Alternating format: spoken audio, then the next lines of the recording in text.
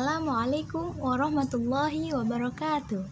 Saya In Mutmainah dari jurusan Pendidikan Bahasa Arab semester 1. Nama saya Risa Pujastuti, mahasiswa jurusan Pendidikan Bahasa dan Sastra Indonesia semester 5. Nama saya Novia Sabrina Maukar dari jurusan Pendidikan Matematika semester 1. Kelompok 5 LSO Go Cerdas.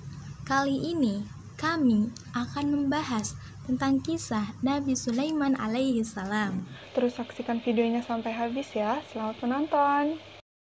Nabi Sulaiman alaihi salam dikaruniakan singgasana dan tahta sebagai pemerintahan tertinggi. Bukan hanya sebagai seorang sultan yang mampu memerintahkan manusia, tetapi Nabi Sulaiman alaihi salam juga mampu menundukkan bangsa jin dan mempunyai kelebihan untuk berkomunikasi dalam memahami bahasa binatang. Dengan semua kesempurnaan yang dimilikinya tersebut, Nabi Sulaiman alaihi salam tidak pernah sedikit pun merasa megah dan bersikap sombong. Bahkan ia selalu mengagungkan Allah Subhanahu wa Ta'ala. Dengan perantara burung hudhud, Nabi Sulaiman alaihi salam menjalani dakwahnya terhadap Ratu Balqis yang dikenal angkuh.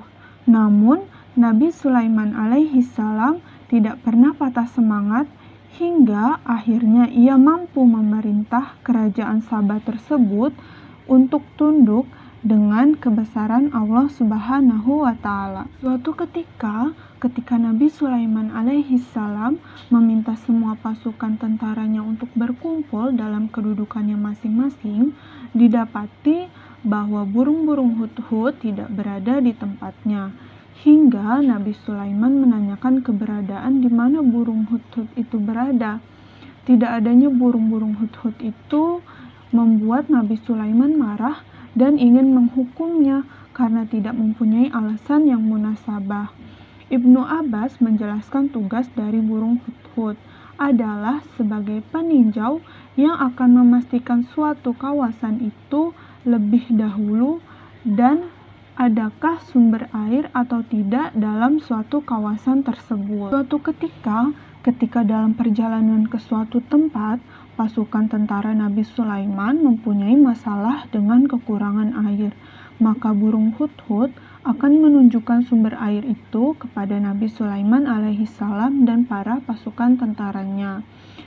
Selain itu, burung hudhud juga pernah menyelamatkan negeri Saba dari azab dan siksaan karena ratu dari negeri Saba tersebut menyembah matahari, di mana ketika burung hudhud sedang terbang menuju ke negeri Saba, negeri yang berdekatan dengan Yaman, terdapat sebuah kerajaan yang diperintah oleh seorang wanita.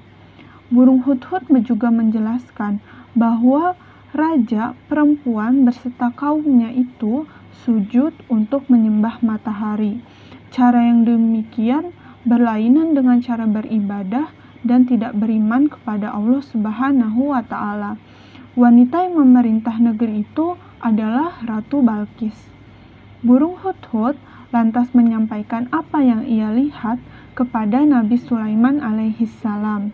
Nabi Sulaiman alaihi salam yang mempercayai perkataan burung hudhud tersebut pun lantas menulis surat untuk ratu di negeri Saba tersebut dan meminta burung hudhud untuk menyampaikan surat tersebut kepada ratu di negeri Saba.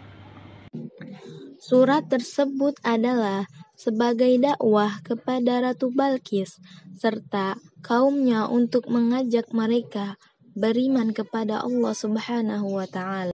Ketika surat Nabi Sulaiman alaihi salam sampai di istana Putri Balqis, burung hudhud mencampakkan surat itu kepada mereka dan kemudian dibacakan oleh Ratu Balqis. Dalam surat tersebut, ternyata Nabi Sulaiman alaihi salam ingin Ratu Balqis dan pengikutnya memeluk agama Islam dan menyembah Tuhan yang Maha Esa, yaitu Allah Subhanahu wa Ta'ala. Seperti permulaan surat tersebut yang membesarkan nama Allah Subhanahu wa Ta'ala. Lalu bermusyawaratlah Ratu Balkis dengan para pembesar mengenai surat yang baru diterimanya itu. Ada dalam kalangan pembesar yang memberi cadangan untuk berperang dengan tentara Nabi Sulaiman alaihi salam karena yakin dengan kekuatan dan keberanian tentara yang mereka miliki. Tetapi Ratu Balkis tidak bersetuju dan mempunyai pendapat yang berlainan. Ini karena beliau berasakan Nabi Sulaiman alaihi salam merupakan lawan yang tidak seperti lawan yang lain. Lalu Ratu Balkis mendapat akal untuk mencoba cara lain untuk mengambil hati Nabi Sulaiman alaihi salam, yaitu dengan mengirimkan hadiah berupa harta serta perhiasan. Namun, sebaik sahaja utusan Ratu Balkis sampai ke istana Nabi Sulaiman alaihi salam, Baginda menolak pemberian itu dengan pesanan bahwa Baginda beserta para tentaranya akan menguasai kerajaan Saba tersebut. Sebaik sahaja mendapat pesanan itu, Ratu Balkis tidak memiliki pilihan lain kecuali tunduk dan patuh kepada perintah Nabi Sulaiman alaihi salam itu. Pemindahan singgasana Ratu Balkis waktu Ratu Balkis dan seluruh kerajaannya menyerah diri kepada Nabi Sulaiman alaihi salam, mereka pun bertolak ke negeri Yaman yang diperintahkan oleh Nabi Sulaiman alaihi salam untuk menghadap.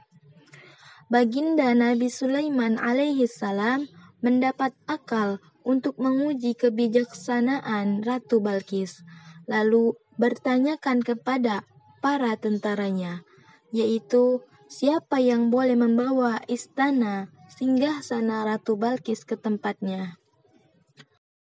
Kemudian, berkatalah jin ifrit yang terkenal cerdik kepada Nabi Sulaiman alaihissalam, "Aku mampu membawa tahta Ratu Balkis dari istananya sebelum engkau sempat berdiri dari tempat dudukmu," kata jin ifrit. Di tengah pembicaraan itu, salah satu jin lainnya yang juga memiliki ilmu lebih berkata, "Akan aku bawa tahta Ratu Balkis ke hadapanmu, bahkan sebelum engkau sempat memejamkan mata."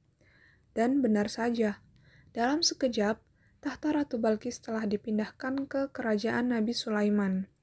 Sesampainya di kerajaan Nabi Sulaiman, Ratu Balkis pun terkejut melihat tahta yang ia tinggalkan di negeri Saba telah berpindah ke kerajaan yang ia tuju. Ratu Balkis pun terheran-heran dengan kemegahan kerajaan Nabi Sulaiman alaihissalam dengan dinding dan lantainya terbuat dari kaca putih. Ratu Balkis yang semula mengira bahwa ia paling kuat, langsung merasa ciut di hadapan Nabi Sulaiman alaihissalam dan berkenan untuk beriman kepada Allah Subhanahu wa Ta'ala.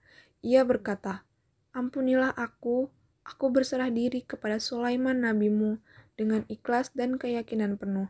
Kasihinilah diriku, wahai Tuhan yang Maha Pengasih dan Maha Penyayang." Begitulah kisah Nabi Sulaiman yang dikaruniai berbagai kelebihan oleh Allah Subhanahu wa Ta'ala.